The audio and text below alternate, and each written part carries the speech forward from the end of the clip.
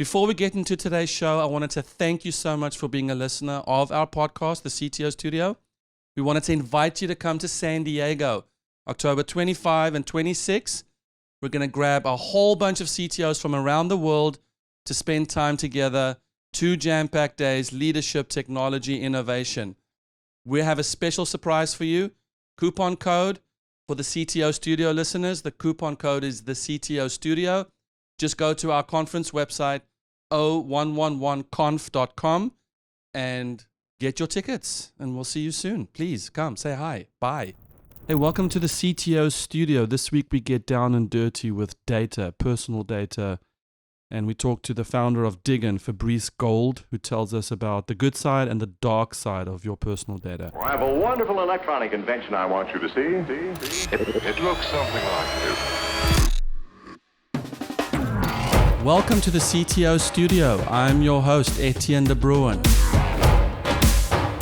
CTO Studio is where we chat with CTOs building amazing products with incredible teams.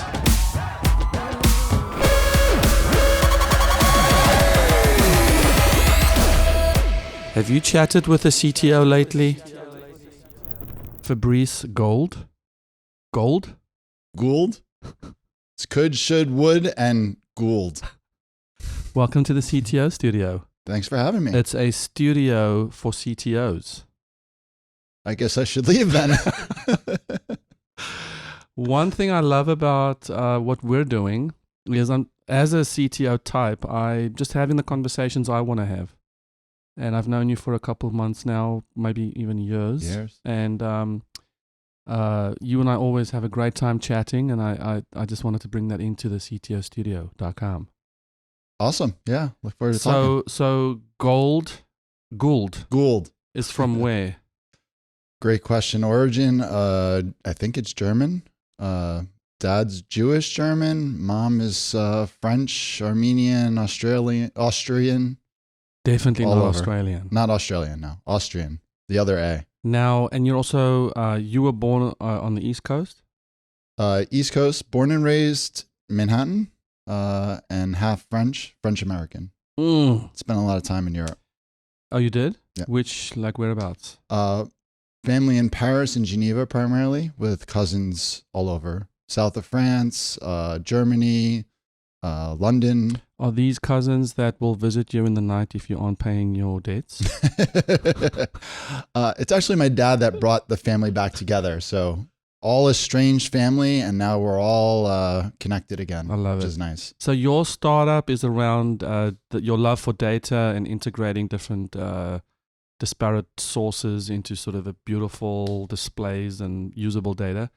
Before we get there, I want us to walk through sort of where your journey to get to this point, and then we jump into what you founded. Sounds good. So what I like to do is talk about my story, career, professional, personal, into actually 2 chapters. I might have mentioned it when I first met you. First chapter is East Coast. I was computer science, mechanical engineering, head down, loved building stuff. Hated business, hated marketing, sales, advertising, all the front office. I went to a large school, University of Maryland, on a campus. I worked at the world's largest company, General Electric at the time, 8 or 9 years.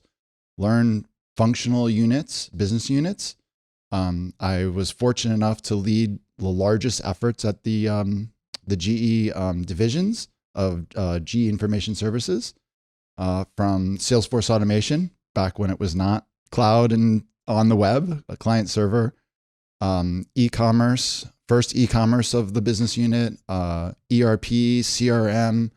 So really fascinating learning that, having no idea what the front office was. How the hell are we making money? Finally learned, particularly with the e-commerce group that I was leading, was I love small teams, and learned about entrepreneurship and startups.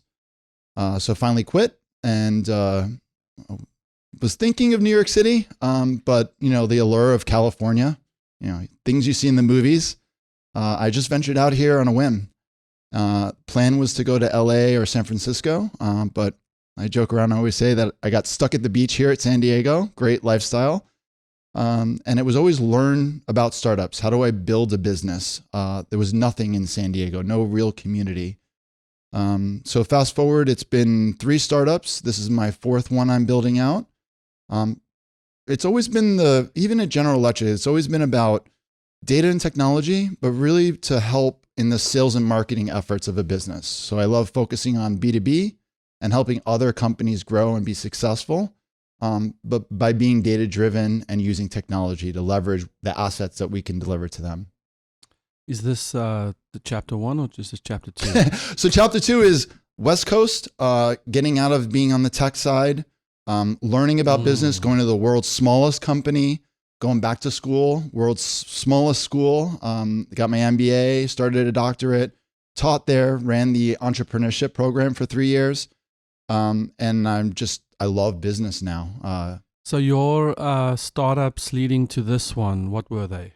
So they're mostly in local search, Okay. always about data and business. Local search was something that we pioneered. Everyone uses it every day now. When you look for the address of a business, a restaurant, a retail location, we provided that data. So that was the last startup where we went from essentially a startup to being the #1 data provider to all the search engines. So when you go on a map or you go on an app or you search Google for a business, you want to go brick and mortar location, we provided all that data for lookup. So it was a mess 10 years ago, and hopefully a little easier to find, the right phone number, the right address, the right website, hours of operations, all that attribute information to make it easier for consumers to find the business they want and go walk in that door. So there was that. Is that not Mojo Pages, right? Or? No, Mojo Pages, John Carter was a client of ours. Okay. So we delivered the data on the back end so that they could facilitate it in their directory. And so the other 2 startups sort of related? Yeah, so even older is before the web. When I first moved to San Diego, it was some people might know it as 1-800-San Diego. So this is back when no web, no smartphone. It was really Yellow Page days, and there was directory assistance. Everyone was paying about $4 or $5. So that's when I saw the value of my first chapter of being very technical and realized I'm joining this startup that is consumer facing, is advertising, everything I hated. But when I joined and I saw the value of data and creating relevancy to the consumer when they're calling in, and we played a quick ad that was relevant to their request, and the data we were gathering about them, it was really fascinating for me. And that's why I really gravitated towards data and for sales and marketing purposes. I do feel like there are data people in the world. People who just are data geeks. Absolutely. I don't think a software engineer necessarily is a data geek, but I think data geeks are people who just, for some reason, they see the matrix and they want to just decipher it and make it available and clean it up. And it's actually funny thing you say that, because it took me a while to figure out that I have a technical background, software development, and I'm always around data. So I conflated the 2 disciplines. The reality is there are data geeks. They just know data in and out, particularly when it's about consumers and businesses for sales and marketing. When you realize that if you know data, you don't really know technology, or if you're building software or applications, you're not necessarily an expert in the data itself. They're kind of 2 separate disciplines. And I think that's what we're focused on, is the marriage, the middleware between let's get the best quality data from those experts and companies and make it readily available in the software. So we're that bridge between the 2. Yeah. Data as a service. so and that's your current startup, right? So currently Diggen is what I like to call it's data as a service, but we're a customer data marketplace, making that data readily accessible to all businesses that really could benefit from it. So it's Diggen. Diggen. It's a little bit of an interesting story. .com? So .com. Diggen.com. .com. Yep. It comes from the conflation of at 1-800-San Diego learning consumer data. It was at the time of Pandora. The founder was creating the music genome project from the human genome project. I just realized having your data online and getting more relevancy, essentially personalization today, was the future of the web, really dynamic. And I conflated the word digital genome for Diggen. So digital genome project, digitizing yourself online with your data will make it more relevant, save you some time, and hopefully it's a better experience. So is this data and sort of the data that you're mining or making available, is it personal data, or is it what kind of data is that? Yeah, so we're definitely right in the middle of what you see in the news today. Okay. I thought this was not going to happen for 5-10 years. So when you see GDPR in Europe, the news about Facebook and Cambridge Analytica, it's really about what we call PII, personal identifiable information. Most companies are running away from PII, right? It's scary, right? Be secure, private. How do you follow regulations? For Diggen, it's actually, how do we actually help with that? Don't run away. Let's do it correctly. Let's make the consumers happy that you're using their data and they have control. Let's make sure the businesses are not taking advantage of the data, but you're benefiting from the businesses using it. So it's right in the middle of a transition in the industry. So for us, it's great timing, but it's the challenge of doing it right between regulations and what the industry wants. Yeah, and actually, like you said, it's an opportunity now to carve out a niche That's for right. yourself. So you're emphasizing sales and marketing. So is it data sources with that serve a sales and marketing purpose? Is that when I would use Diggen? Yeah, exactly. So it's funny. Everyone says data, but there's so much. Everything is data these days, right? So you have to be very specific about what type of data. So for us, it's data about an individual, about a business. So if you're B2B, it's about the business and the contact, the decision maker that you're trying to pursue or you're doing business with currently. On the B2C side, which we're more focused on, it's about the individual. So I like to give sometimes just a very simple use case. Demographics is the basic information. But just imagine if you have 100,000 on your contact list for a newsletter or a customer base. Instead of sending them one email, wouldn't it be helpful to know their gender? So you could separate the email and create graphics, messaging, and offers that will convert with that audience. And that's a very elementary step one to be data-driven. But you can see as you add more and more attributes beyond gender, you start segmenting your audience. And the ultimate goal is to get to personalization, one-on-one conversation. So you really feel like the company that you're buying from or you have a relationship with, they truly know you and you benefit from it. So do I, when I join Diggen, do I bring my own data with me? Yeah, so I have a longer list of the things we do, but the longer list of the things we do not do. So I've been a data provider in the past, previous companies. One things I learned is that being a data provider is expensive, time-consuming, upstream. So being a marketplace, we have the luxury of being that trusted agnostic source. So I'm always happy of finding new data providers, and we essentially resell for them. And that really works out well for us. So we can be that central source. So that's great. So what's an example of a couple data sources? So there's, it's actually something I've learned on my own is that the companies everyone knows, the almost brand big companies. There's probably about 4 or 5 of them. You even see TV commercials on TV now. Experian and Axiom. We were acquired by Newstar, one of them. Most companies think of going to them. There are also these wholesaling companies behind the scenes that are the data geeks. They just know data. They don't really have a sales and marketing arm. They're essentially reselling to those larger organizations that are monetizing it. So my goal is as a marketplace is to make every source readily available. And that's one of our strategies is these are third-party data providers. Easy for us to get started as a marketplace, as everyone knows the challenges of supply and demand. So let's have the supply on the third-party side. And eventually we'll actually be an exchange, which we're working on right now with a few companies, is any company can turn their own data about their consumers on an exchange. It's called first-party data of your own company. You can actually resell that, and we make it easier on our platform to any other company that would benefit from it. And that would be second-party data to that receiving company. But it's got to be secure and done wisely. So that's the vehicle that we do is make sure you're in compliancy, make sure you're following all the rules and so forth. And that's another value that we deliver. So how is that not selling your data? That's right. That's a very loaded question. Yeah. So that's where you have to be very careful. You can imagine, so we actually have 3 core products I usually like to talk about. So the first 2, you're actually not even seeing the PII information, like someone's email. First product is essentially what I call customer intelligence. So it's in aggregate telling you about your audience. So without even me delivering data, I can tell you, hey, who are your most profitable customers? What's the demographics of your audience? How should you be messaging them? Never sharing any PII. Second product is a little bit more about customer retention. They're already your existing customer base. They've solicited you, so you have the right to market to them. Let's just enrich those profiles, and then you can have a better conversation with them. One of the stats is everyone always wants new customers. The reality is you have a 60-70% probability of selling more to your existing customer base. So let's help you with data and get them to buy more. And then the last product is net new customer acquisition. That's when you start thinking about PII, and you have to do it the right way under compliancy.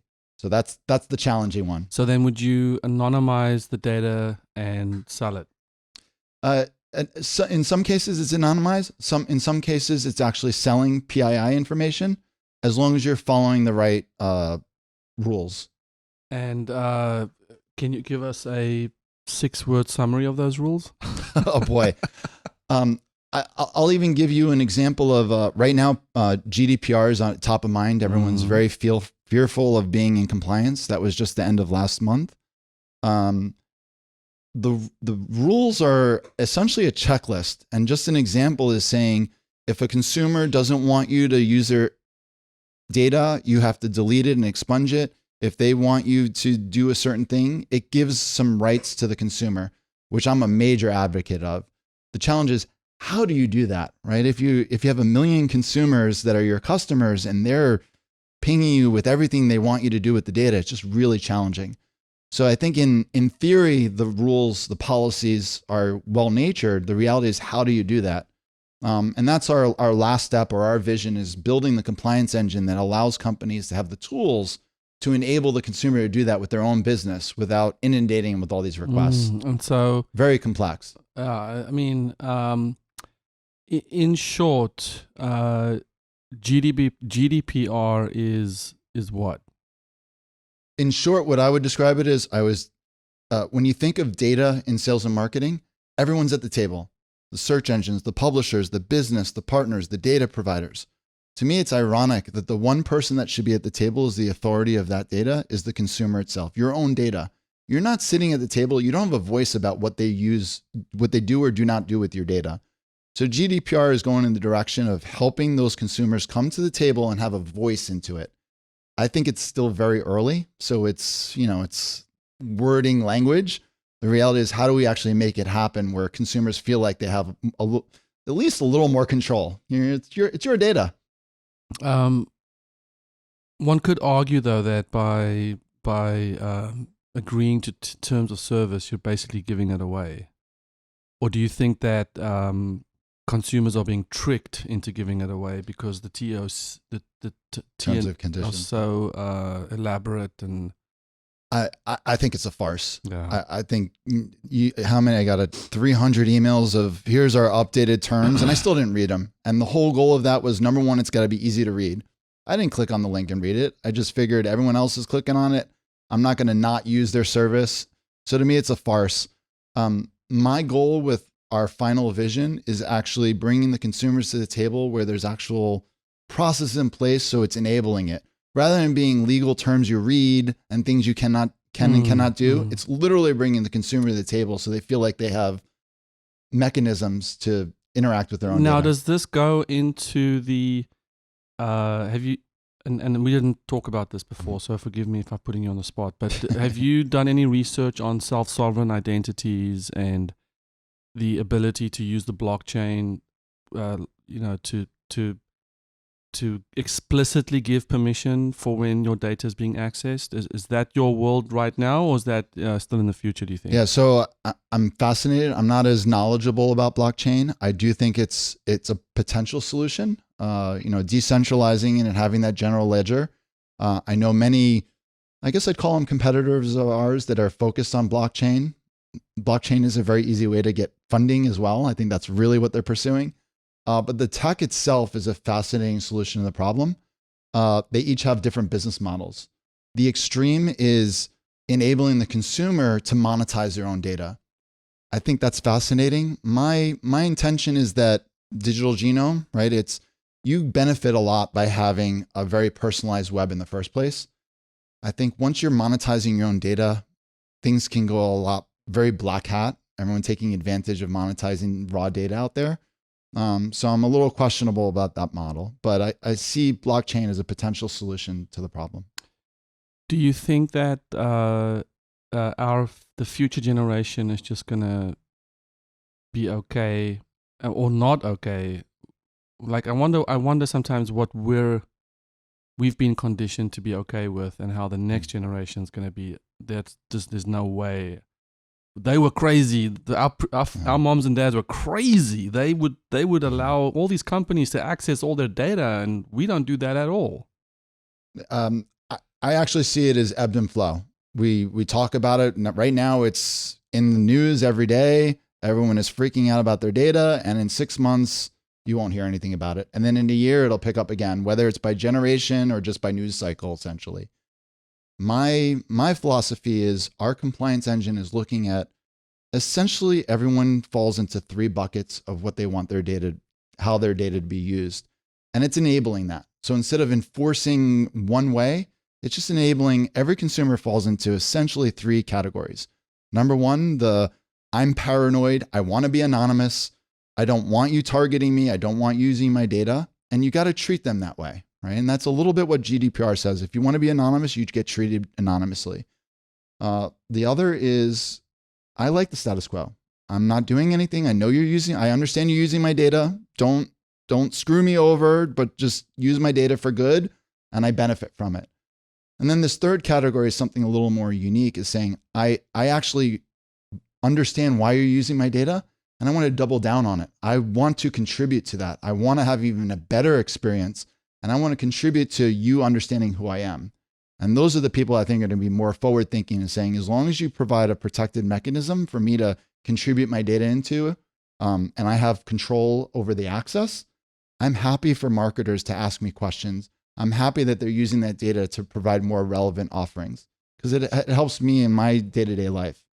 So are you, do you want to help startups acquire customers, or are you more in the enterprisey land? Yeah, so that's actually crucial, and where I somewhat failed when I was launching. I'm very active in the community and love contributing, and it's very easy talking to startups. I have data, you want customers. Not at all a good fit. We have this sweet spot where if you look at the market, there's startups early stage, they're figuring out their product. They don't even know who their customer is. And then enterprise, okay for us, but they're long sales cycle. They probably have a lot established. They're already leveraging data. So there's a sweet spot of this mid-sized company. I like to think around 100 million to even $1 billion, $2 billion in revenue. And it's really not about the revenue. It's about, typically your marketing budget is about anywhere from 8 to 15% of revenue, right? And it means they have the money, they know their customer base, and they're looking, usually they're even saying, our initiative for this year is we will become data driven. So they recognize the value, making it cost effective with data, but also the upside. The magic numbers, depending on your business and industry, is around 19, 20% increase in revenue. Takes a long time to get there, but no company can ignore that, because if your competitor does that and they're making 20% more money than you are, you're going to go out of business. So are you adding any value to the data sources? Do you combine data sources to provide a combined value? So for instance, company A brings data source A, company B brings data source B to Diggen. Yep. Do you make those, do you combine A and B in some cases where now you have this whole other meta collection of data? Or no, that's a great point. And that's where the value proposition for us, there's a few things, but that's a great example of most companies can't afford to spend the time it sounds archaic, but sourcing a data provider and researching them and signing a contract. Data providers are kind of those traditional businesses. It could take you 6 months to get to the data, even when you want to spend money. What we do is we accelerate that process and make it readily available from a sourcing perspective. But we also become this, I guess I call it like a universal plugin, right? So once you sign up with a data source, if you want the switching cost, we're that future proof, right? So one universal plugin with our APIs, and then you can swap out data providers. We can blend services. Data provider that's great pricing today, in 6 months, in a year, in 5 years, might even be out of business, let alone more expensive. So we're really future-proofing your integration. So you always have the data flowing. You don't really care who the company is. I like to think of data as there are really 3 levers. Pricing, you always want the best price. You want coverage. So you want, if I'm matching up all your emails, you want to make sure that you get the most coverage in all the data fields that we deliver. And then the third is a little ambiguous, but quality. You want to make sure you're getting the right quality of data. So that's the hardest one to measure, but those are the 3 important things about data. So as you're speaking, I'm wondering if I understand what you mean by data provider. Are you talking about is that a specific term for a specific type of data? Or like right now I'm thinking, DirecTV wants to promote their services to everybody in California. Do they come to a data provider they have a lot of their own data, but like new households, people they might not be aware of, would you then be the data provider to them? Or is data provider just a generic term for any data? I have a list of thousands of CTOs, and then I decide to put my data on your platform. That's actually a great question. I actually struggle with this. Launching the business it's a pretty sophisticated ecosystem and complex. When you're deep into it, you just naturally know all the workings. Data provider actually means both. In the traditional sense, there are companies that are called data providers. Those are the Experians, the Axioms, the Newstars of the world. Their sole goal is to sell data. They manufacture data, aggregate it, and then they resell it. But they're called third-party data providers. Okay, so so let's take Experian. Mm-hmm.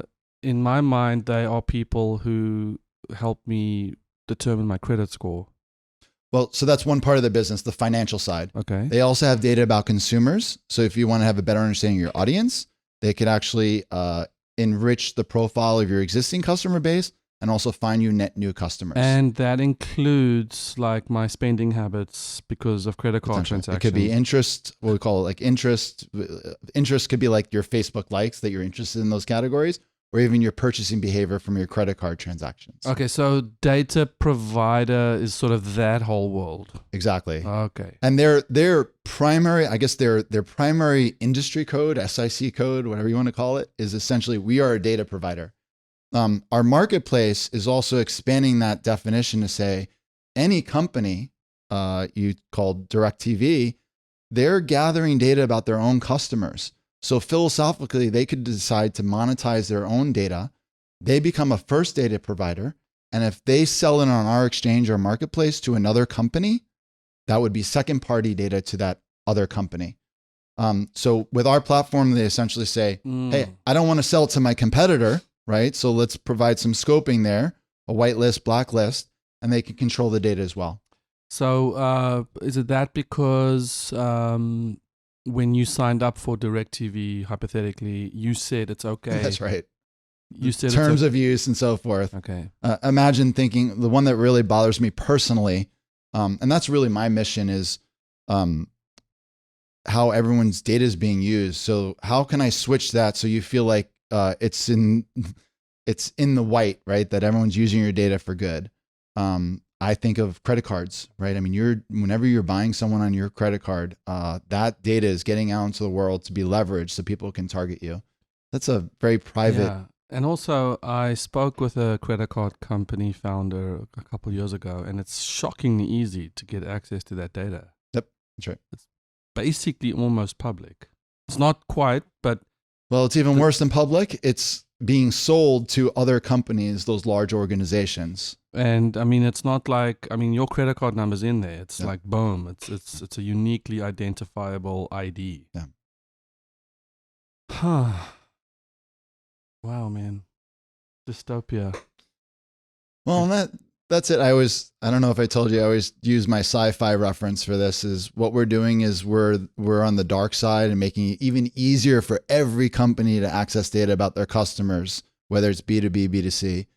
Long term, I think we're doing it for good, right? So we will switch to the light side and be for good on the Jedi side.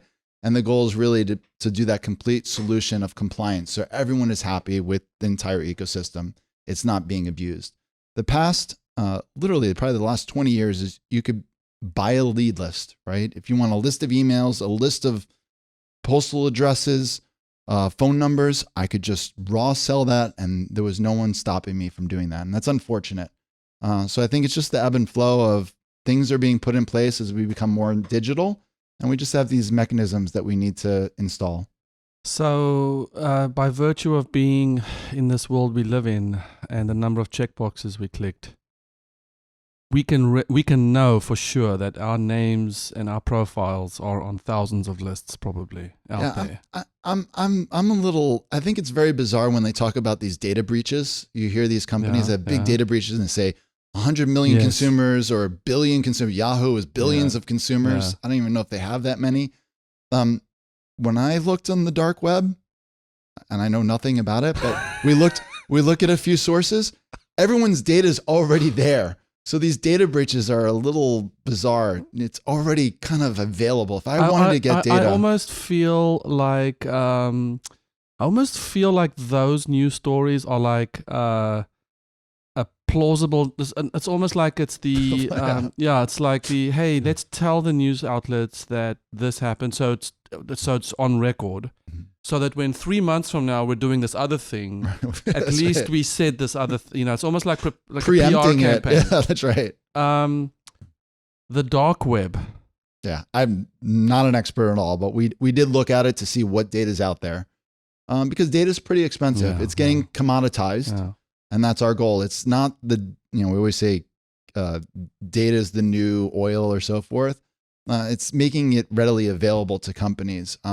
But on the dark web, you can essentially find everything, whether it's legal to use. Do you have a recommendation for how I can be reborn? Reborn? Born again? Like an identity change? So let's say I get up from this chair today and I decide, fuck it. I don't want to be I want to be someone brand new. Technically, I could do it, right? Well, philosophically, I could, because there's nothing on me right now that identifies me to the internet, except for this Apple Watch I'm wearing. Except the thing tracking you everywhere you go. But technically, I should be able to say, I'm signing up for a new. I'm not going to use Gmail. I'm gonna set up my own SMTP server and do my own thing. Is there a way to be born again on the net? I don't know if it's born again. What I see is we've seen individuals that we just can't find a footprint for them online. And they're essentially the older generation. They're not using technology. They don't have email. So it's a decision. Do you want an easier life and you're very digital and people are tracking you? And our goal is to make sure that the companies are following the right rules and using your data for good and you're not being taken advantage of. If you want to live off the grid, literally, I cannot find you online with data. I don't think there's a this or that. Yes. Is there a top 2 or 3 things we're doing that's by far the largest contributors to our digital footprints? Like, obviously, cookies on browsers. Or Facebook likes. Are there, are there any things that we're doing that contributes to?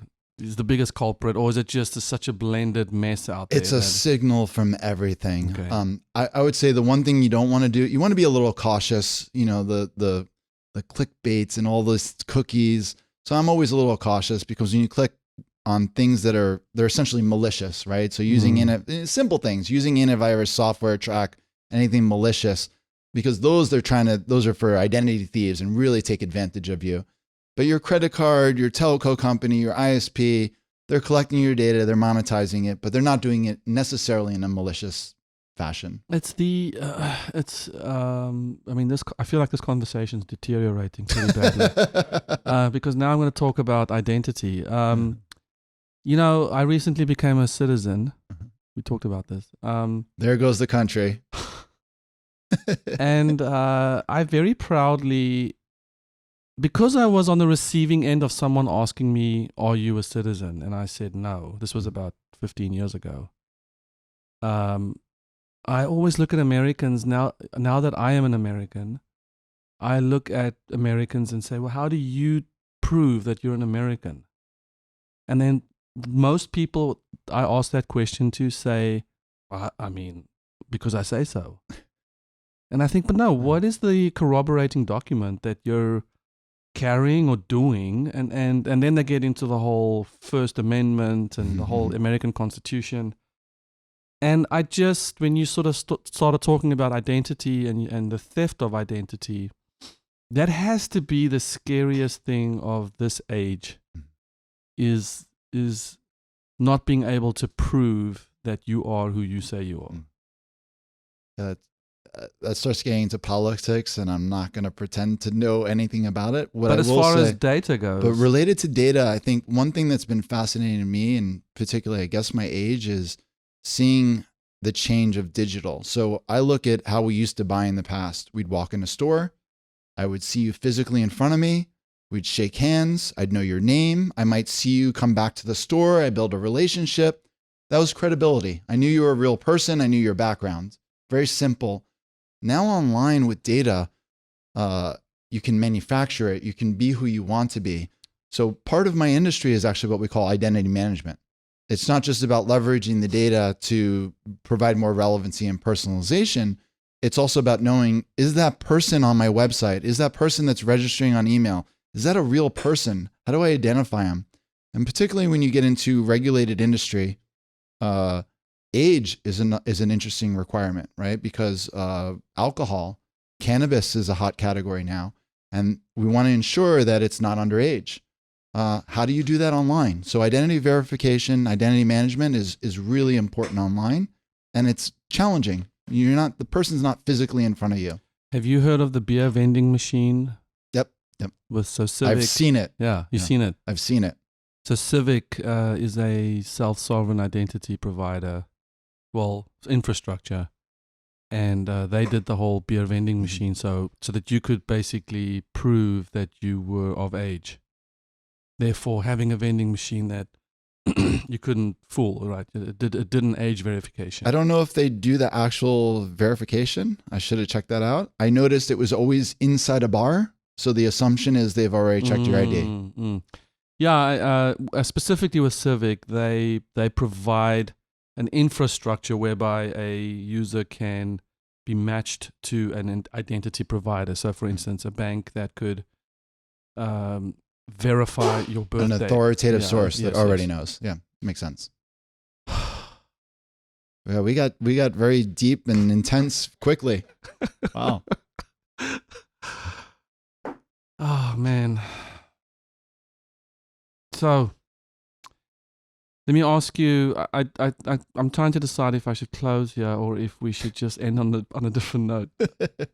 I want to ask you maybe for some thoughts on startup ecosystems. You mentioned earlier that you got involved in all these sort of, generally the community. Specifically, we're in San Diego. What are you seeing with entrepreneurs, CTO, tech co-founders? What are you seeing that sort of excites you, or what do you see that is sort of a yellow flag for you? I mean, what are some of the observations? I'd like to have people listening sort of benefit from your years of experience as you sort of make a couple observations about it. I know you and I both have a pet peeve with the whole wantrepreneur movement. People who get instant credibility because they have an idea that just they seem to be chasing. Are you seeing more of that? Are you seeing less of that? Maybe just a couple final thoughts on that. Yeah, no, this is, I always say that I have always my two passions in my life is my business, Diggen right now, and giving back. And that's right now Startup San Diego and building out the organization. So when I moved to California, I knew nothing. I'd been 8-9 years at General Electric, didn't know how to start anything. There was no ecosystem in San Diego. Being a founder. By the way, what was the impetus to leave GE? It was honestly on a whim. Okay. I think a lot of it had to do with, I love GE. I think it's an amazing, world's largest company at the time, really innovative, but yet it's still bureaucracy. I mean, it was, I think 300,000 employees. It's still bureaucracy. I didn't know any different. So as I learned what was out there and there were other ways of running a business and processes, I learned that when we had this e-commerce team that my boss at the time picked the best of engineering and product and marketing and sales, and we ran really fast. And that's when I learned there was another way of doing business. Okay, and then startup. Yeah, so you end up in San Diego. You know nothing. I know nothing. There's no ecosystem to support me. It's also the time of. Why didn't you call me? Yeah, that's right. Where were you? This is 15 years ago. So I also look at it as not even this transformation, but back then there was no cloud. It was build a business plan. In the 90s, I built a few business plans. You spend 6 months writing this business plan to maybe raise $5 million to spend $1 million of it on infrastructure and co-location and software and admin stuff before you even get to the idea. So I think this is an exciting time where not only, entrepreneurs is one term, but I love to see how excited everyone. It's in the limelight, startups and being innovative and how can I build something new, finding a problem. My little pet peeve, and I'm guilty of it as well, so I'm trying to help out with this, is everyone thinks of an idea. I've got a great idea. I want to build this app and all that. To me, it's not really about that. It's about, is there a big problem? Is there a pain point that you can solve? Because technically, we talk about 7 CTOs, tech side. Even though that's been my past, I believe you can build anything. You can figure it out, right? The tools are there. It's a hard challenge, but that's solvable. The real challenge is what's the problem? What's the customer? Who's going to pay for it? Those are the last things that really you should really focus on. Everything else is noise around it that you'll figure out. And it's like, and I think the real indictment is if you have a community that isn't bringing that to the forefront, but is blowing smoke up your ass and saying, you're amazing because you have this idea, as opposed to having sort of a more grounded, we love that you have the idea, but it's about this other 90% that that's the real entrepreneurial journey. That's a great point. So everyone looks for validation. Hey, I got an idea. Let me share it with you. And it bothers me to hear an investor say, I hate that idea or I love that idea. That is really irrelevant. So one of the things as a community is the support network is ensuring that the founder knows what to do. What's the steps to do? Listen to everyone. I love talking to everyone. I love getting input. I love learning. I love helping, mentoring, advising. But it's really about taking all of that, listening to it, and then make your own decision. You're the founder. It's your company. Figure out what's the wise next step. There is no right answer. There is no A, B, C. It's completely empirical. It's why lean startup, the methodology is working, and agile, because everything's really unknown. You got to learn as you pave the way. Well, definitely a ray of sunshine there. Thank you, Fabrice. That's a good note to end on. That was a good way to end. And I'm really excited to have you back in the future and where we sort of see where this identity stuff goes. I'm sure it changes. As well as unknown. So it'll be interesting to see where it goes. Okay, Fabrice. Thank you very much. Thank you very much, man. Have you chatted with a CTO lately? Hi, thank you for listening to the CTO Studio. If you don't mind, take a quick second and please rate and review the show. It helps us a lot. Go to the ctostudio.com for more information on what we're doing at 7 CTOs. We also have a video or two for you that could be a helpful resource for you as you're managing your company. So thank you for listening.